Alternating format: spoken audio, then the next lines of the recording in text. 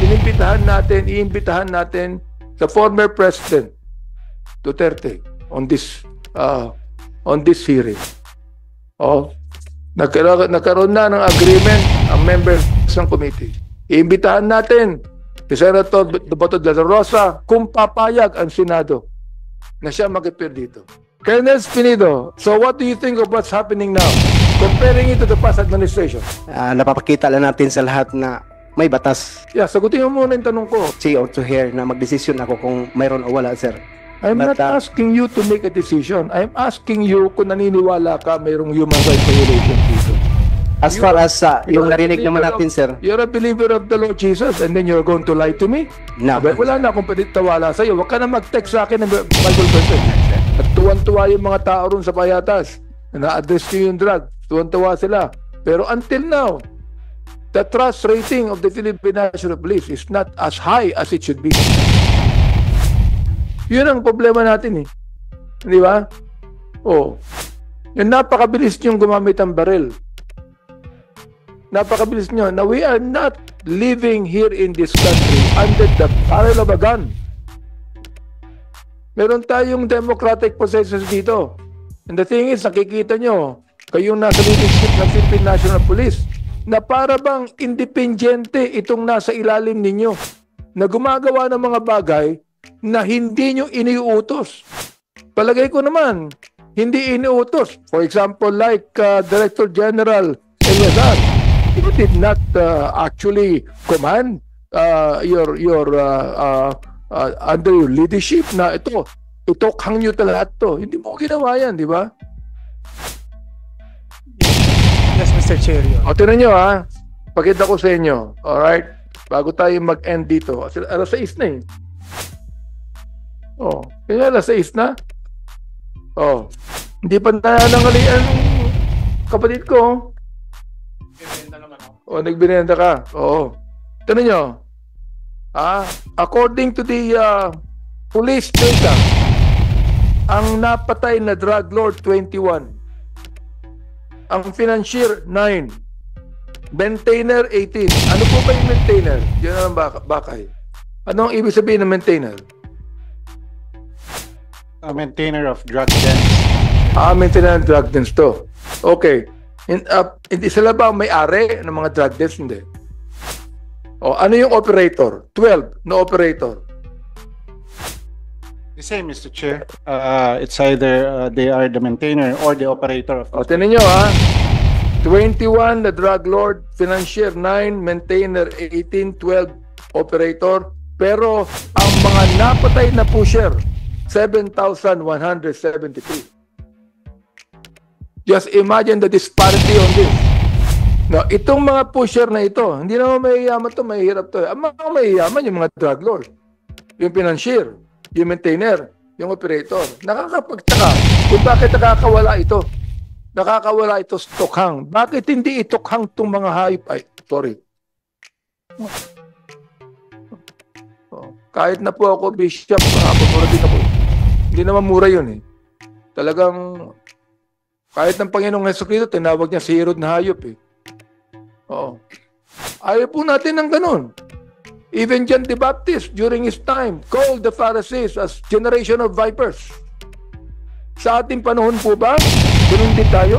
We are generation of vipers? I don't think we are. Am I right? User. Can you imagine user Ito dapat to i-rehabilitate. Tama ho ba ako? General Eleazar, tama ba ako? Yes, Mr. Chair. Director Jimmy Santiago, tama ho ba ako? Ayan, lahat tayo. General Bakay, General Salvador, di ba? Asag de Rosario, naniniwala tayo dyan, di ba? Alright, 440 ang pinatay. User to. Now, hindi pa kasama dito. Hindi pa kasama dito, yung mga mistaken identity. Hindi pa kasama dito yung hindi user, kundi nadamay lang, katulad nung isa rito na nagdadala lang, driver lang, pinatay, hindi pa kasama dito. Ilang daan yan, mga kaibigan? Hindi pa kasama yung unidentified dito. See, look, ako nagpapasalamat ako sa DILG at sa ating Pangulo ngayon na nakita natin na pwede pala nating i-address ang drug problem na walang masyadong namamatay. I hope that would continue. Sapagkat pag marami pang napapatay dito, wala akong pakialam kung sino ang Pangulo. Iimbestigahan ng committee ito. Why? Because that is human rights violations. Now, ang next hearing po natin, iimbitahan natin the former President Duterte on this hearing. Nagkaroon na ng agreement ang members ng committee. Iimbitahan natin si Senator Bato de la Rosa kung papayag ang Senado na siya mag-appear dito. Not because he is a senator, but because during that time, he was the Director General of the Philippine National Police. Ako naniniwala when you speak of interparliamentary courtesy, pwede silang hindi pumunta when it comes to the fact na iniimbestigahan natin na pagiging senador nila. But we are investigating the past. Naging Director General siya ng Philippine National Police. Accountability pinag-uusapan dito. Command responsibility pinag-uusapan dito. Hindi lang yan. Iimbitahan din natin si dating Senador Laila De Lima to shed light on this because she knows a lot of things. Yan ang gusto kong sabihin sa inyo. Alright. Now, meron tayo ditong mga other PNP personnel. We have invited Colonel Joby Espinido. We have already made a motion to issue a show cause order on them. And we have... Andito siya. Andiyan pala. Si Joby Espinido. Alright. Dapat kayo na ka pa namin tinanong. Alright. Tahimik ka lang dyan eh. Alright. We have Reynaldo Medina. Where is Reynaldo Medina? Alright. Can you show yourself here in front? Are you still assigned in Davao? Yes. Are you still in Davao? Nakakita ko, Davao dyan eh. Pinagmamalaki mo ang pagiging Davaoan niyo? Pinagmamalaki mo? Pinagmamalaki niya. Alright. Lieutenant Colonel Ronald Lau. Andito siya, di ba? Andyan. So,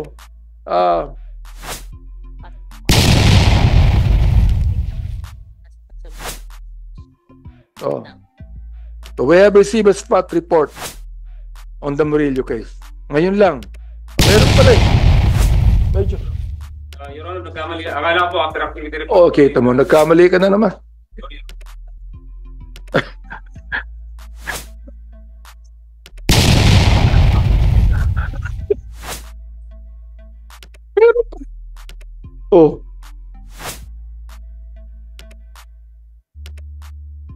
Ay, goodness naman, Okay. Colonel Espinido, ako, kilala mo ako, di ba? You would even give me messages on the scriptures. I know where you're coming from. All right?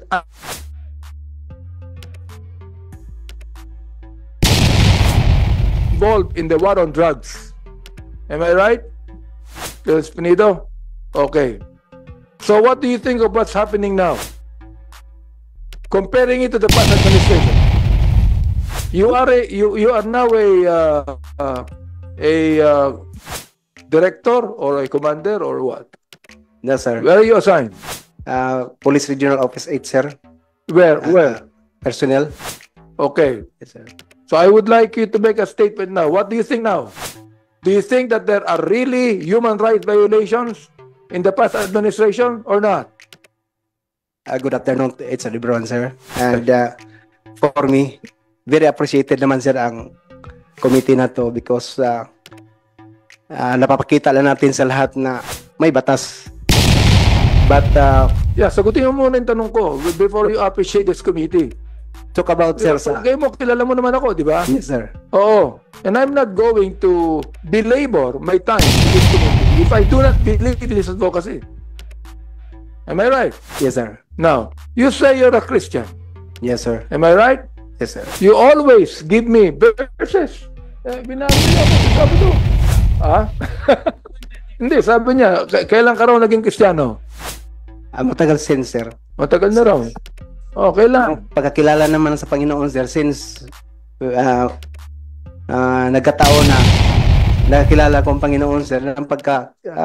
When did you receive the Lord into your heart? When was that? I think, kuan, sir, mga first grade 2 or grade 3. Therefore, you're not going to lie in this committee. Am I right? Yes, sir. Okay. So, naniniwala ka ba na mayroong human rights violation nangyari in the past administration? Yes, sir. I am a law enforcer, sir. I'm not really see or to hear na magdesisyon ako kung mayroon o wala, sir. I'm not asking you to make a decision. I'm asking you kung naniniwala ka mayroong human rights violations dito. As far as yung narinig naman natin, sir. You're a believer of the Lord Jesus and then you're going to lie to me? No. Wala na akong pwede tawala sa'yo. Huwag ka na mag-text sa akin ng Bible verses. Wala, sir. No. Hindi naman sa ganun, sir. Tatagin mo. Sagutin mo ako, Colonel. There must be, sir. There must be. So because bago ito pinito ko sa'yo. Okay? Nasagutin mo na ako ngayon. Naniniwala ka ba na mayroong human rights violations nangyari in the past administration? Mayroon, sir. Meron. Meron. Okay, good. Salamat. Yes, sir. Oo. That's it. Ikaw, naniniwala ka? Yes, Your Honor. Ilan napatay mo?